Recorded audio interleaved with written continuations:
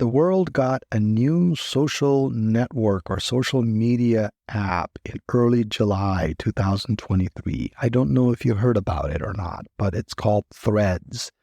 And even though it's only, 6-7 weeks since that new social network came out, and if you haven't heard about it, with all the media push and all the 100 million accounts that were created in 5 days, then I genuinely don't know how successful this social media platform is going to be. They're putting a lot of money behind it. They meaning the powers to be at Meta, Mr. Zuckerberg and company, way up there in the ivory tower as they push down this new social media network down on us peasants here on the fields.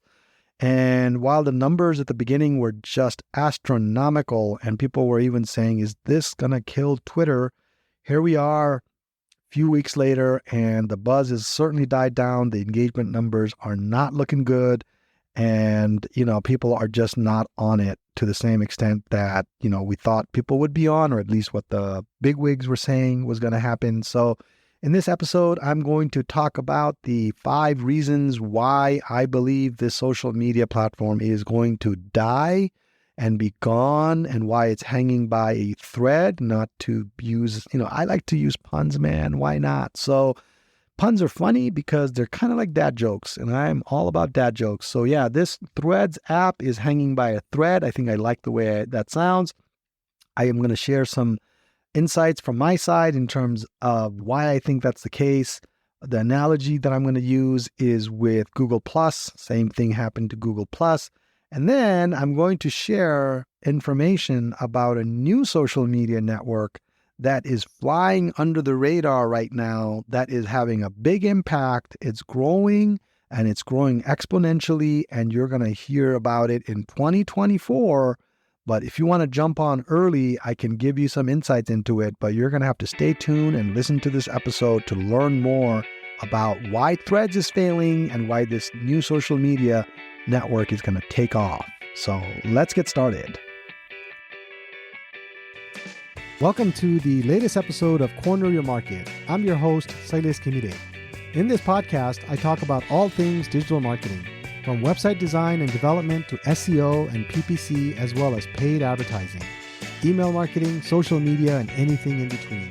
If you're a small business owner, a marketing manager in a company, or an entrepreneur, this podcast is for you. So tune in every Thursday at 10 a.m. You'll gain some practical insights, new strategies, tactics, and tools that will help you grow your business. To subscribe, go to corneryourmarketpodcast.com and select the podcast app of your choice. Then you can hit subscribe within those apps. That again is corneryourmarketpodcast.com. Also, don't forget to like and share our individual episodes. You can also leave a review in the app once you've listened to one of our episodes.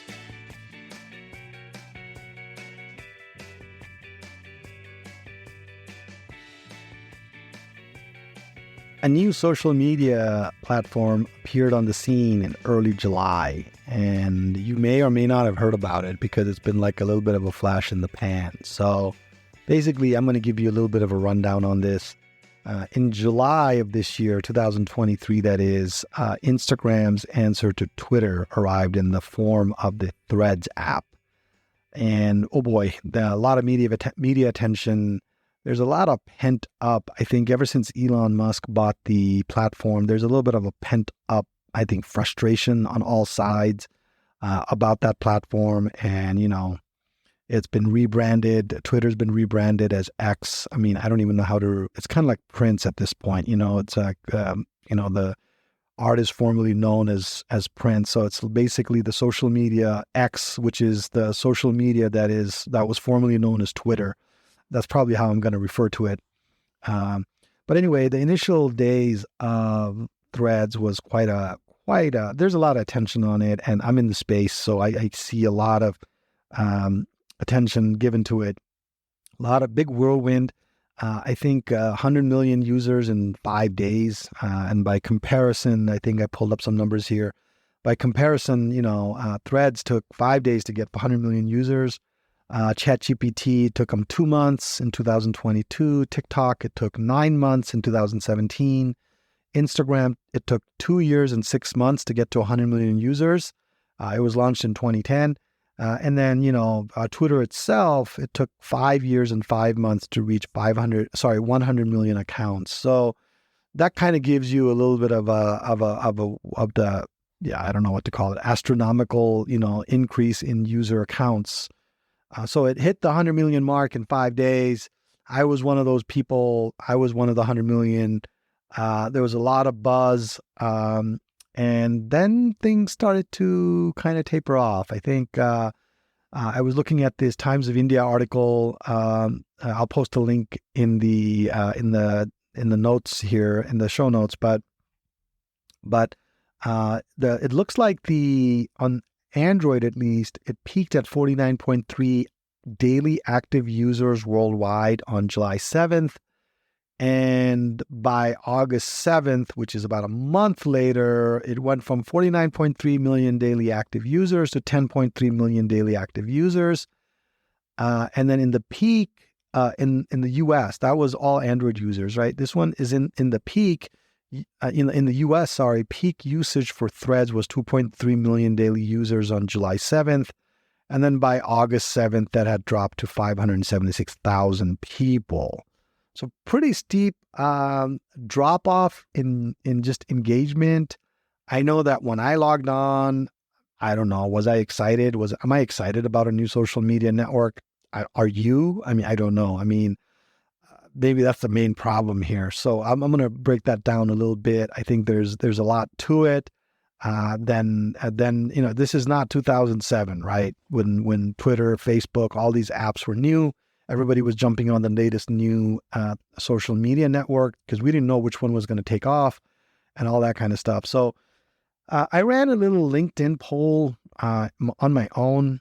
I asked, are you using this new social media app Threads? That was my question. I gave 4 options.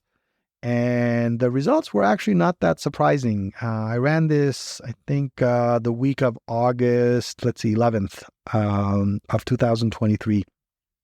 So at the time of this recording, I had 36 responses, so not a whole lot. I mean, 36, still representative sample of my followers, but, I don't have a lot of followers, but still a representative sample. I mean, something to work with, right? So 75% said no. They had never used Threads. And these are people that are on LinkedIn, which is I don't know what to say about that. It's not like LinkedIn is being used by a whole lot of people, right? There's several people that in my own family that have probably never heard of LinkedIn. So this is not a Facebook survey. Maybe I should do a Facebook survey. But anyway, I might do that and maybe follow up this show notes with the responses. But of the 36 responses, 75% said no. 22% said that they had opened an account but never gone back.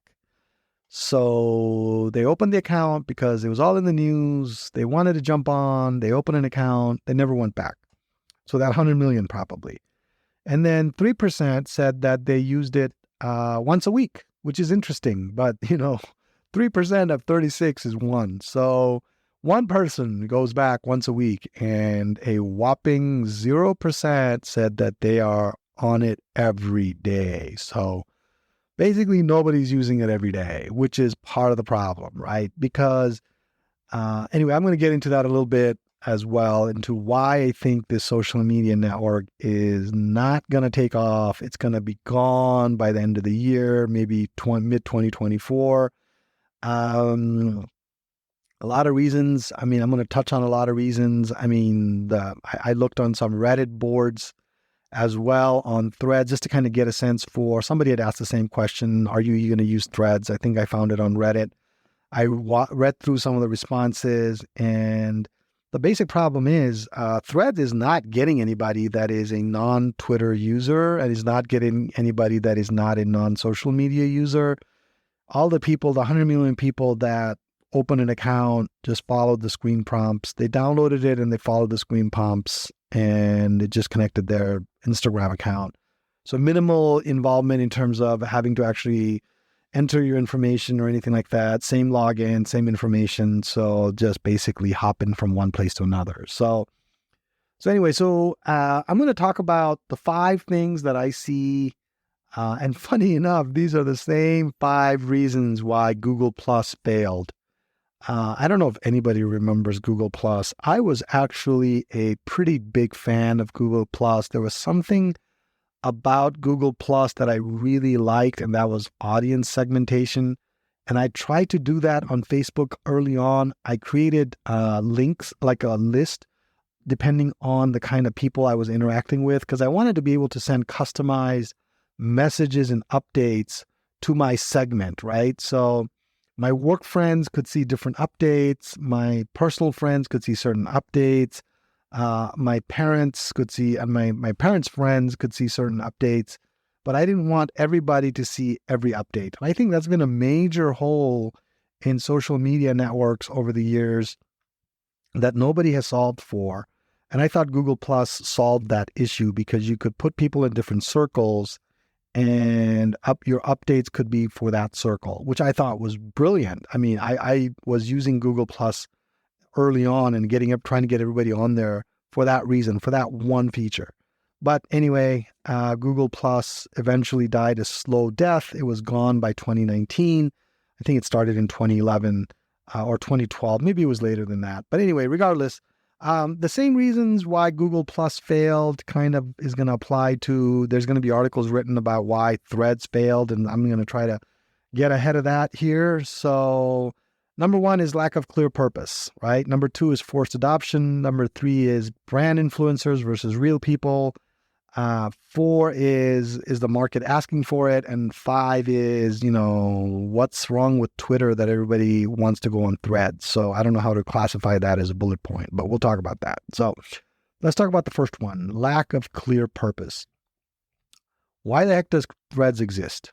I'm seriously asking this. If you are a Threads engineer, you are a Threads manager, Threads CEO, why does Threads exist? What is the clear, unique value proposition for Threads?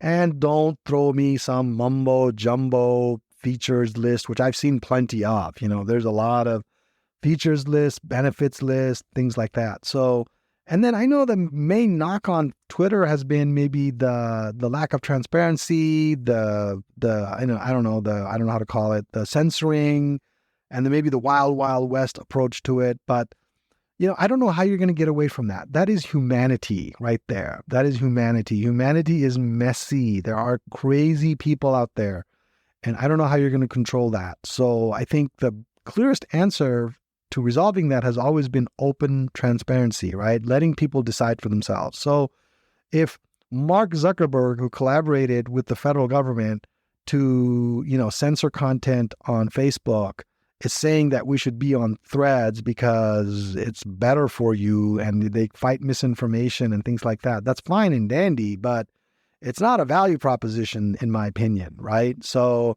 without the lack of clear purpose, I just don't know why I need to go there. I went on there and it didn't really feel different. The interface looked just like Twitter's app. Everything functioned the same way, and it's basically the same people. And, what is the purpose? I don't know what the purpose is for Threads. Do you know the purpose? If you know the purpose, send it to me. I'd really love to talk to you about what you view as the purpose for Threads. And let me emphasize something, not just purpose, clear purpose. You can have a vague purpose. You can have a really, really, corporate speak purpose. But what the heck is the clear purpose that I can explain to my 12-year-old daughter? So, number 2, forced adoption. All these 100 million accounts were kind of forced in the sense that we got excited about it, so we kind of downloaded it. They all came from Instagram, right? Let's face it, our identities are different in different social networks, right?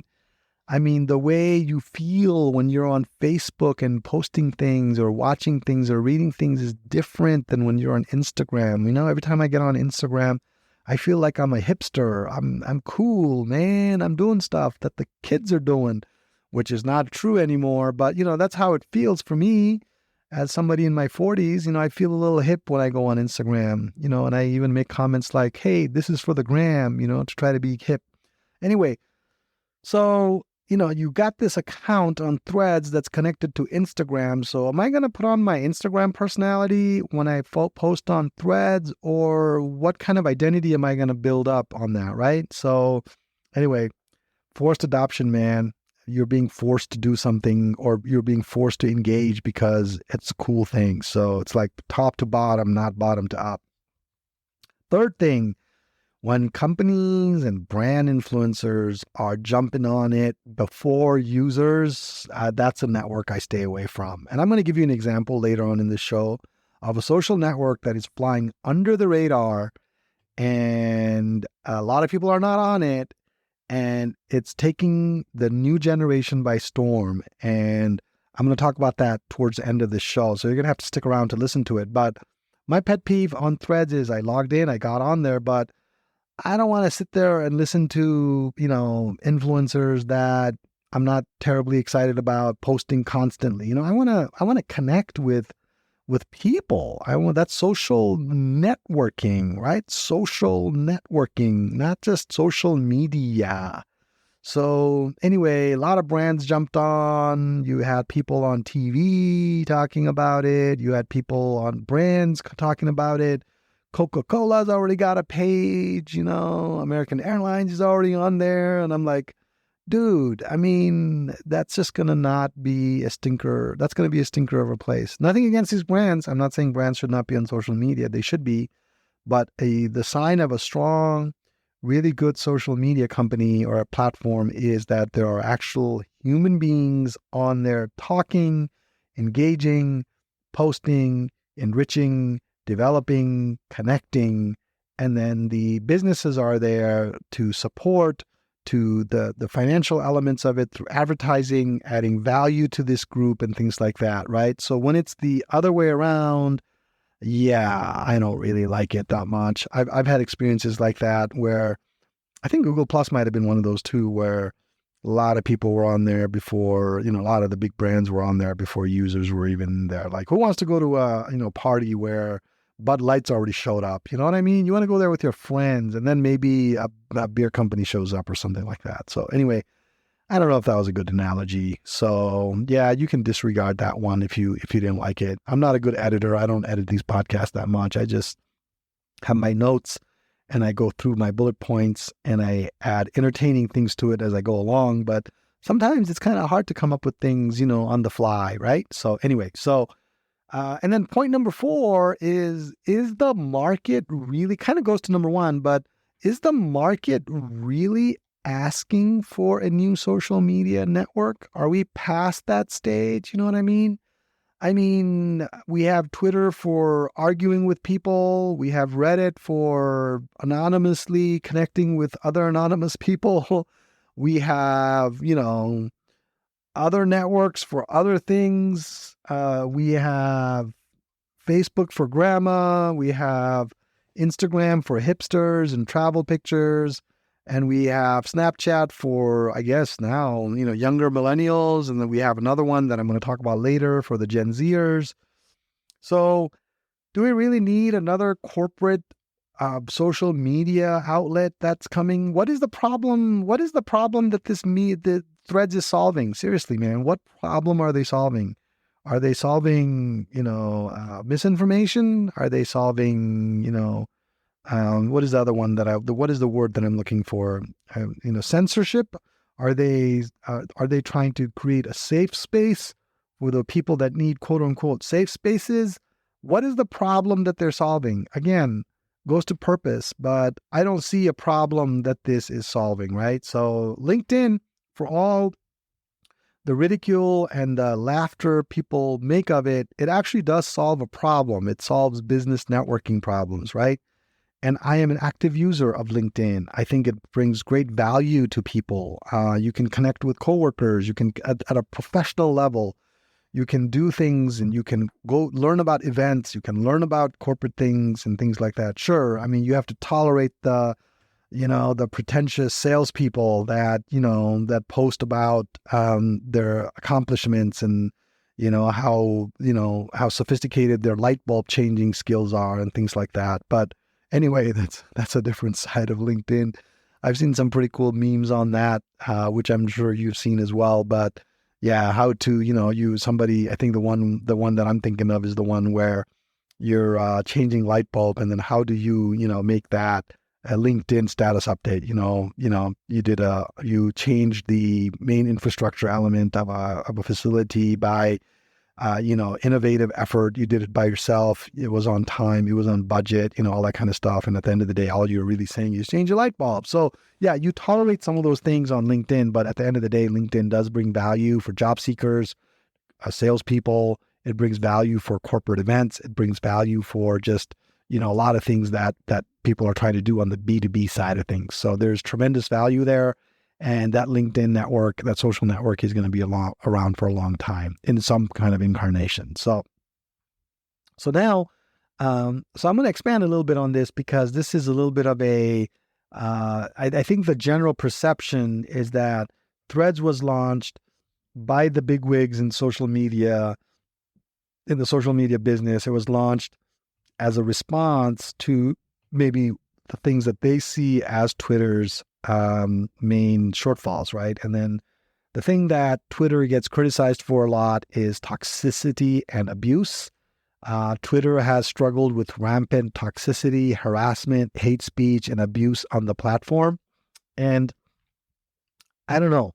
I genuinely don't know how you can get around that. I mean, you are basically saying, I am going to be public, and I'm going into a public social media network, and I'm going to say things, and I am going to expect there to not be any kind of toxicity. I don't know. I mean, I don't have a very uplifting view of humanity, especially when they're anonymous and or behind a computer screen. And so I don't know how Twitter can do a better job. Maybe that's the problem that some social network can solve. And if Threads genuinely does solve that issue, then I think it'll succeed. But I don't think it does. And then misinformation, right? Spread of falsehoods, propaganda, conspiracy theories, and fake news, supposedly easy in Twitter. But I'm just saying, man, I used to get email. Email used to be a great source of conspiracy theories early on. I mean, all the forwards we used to get, right? I don't know, like Bill Gates is going to donate $2 for every forwards and things like that. I mean, come on, man. I mean, that stuff's going to be around whether you want it or not, or whether you like it or not. That's humanity. People are not going to take, what you say as news, especially in today's environment when it's so easy to know that it's really hard to determine what is true and what is not true. Look at all the experience that we've had going through COVID in terms of they say this and they say that, and you could do this and you can't do that, and the people clamping down or not applying their own rules and things like that. So misinformation is a tricky one. And I think you just put the information out there and you let the people decide what is misinformation or not. So I don't know, maybe there could be a voting system or something like that, or maybe there could be some way of determining what is good, what is bad. But I don't have a lot of, I know Twitter has done things in the past and, I just don't know. I'm not giving you an opinion on what should be done. I'm just highlighting the criticisms of Twitter and why potentially they launched Threads. Privacy and safety, user privacy, data usage, doxing, cyberbullying, those are all things that are, very, very prevalent on Twitter. Again, I don't know if Threads solves that or not. Promotes short attention spans. I think Threads directly came out against this one, allowing people to write pretty much blog posts, but if you write blog posts, the charm of the 140 characters, or maybe now the 280 characters, is that, it's quick, right? I'm not going to sit through, if I'm scrolling through a news feed and I see 2-3 paragraph information from everybody that I follow, I'm like, come on, man, I don't have the time for this, right? So, there's actually quite a bit of value that comes from having shorter character limits. It forces people to be concise. It forces people to, make their point quickly. But on the flip side, things are misunderstood. You can't say things as eloquently. You can't expand on what you're trying to say, and it only becomes headline driven and things like that. So again, I can see both ways. I don't know what the solution is.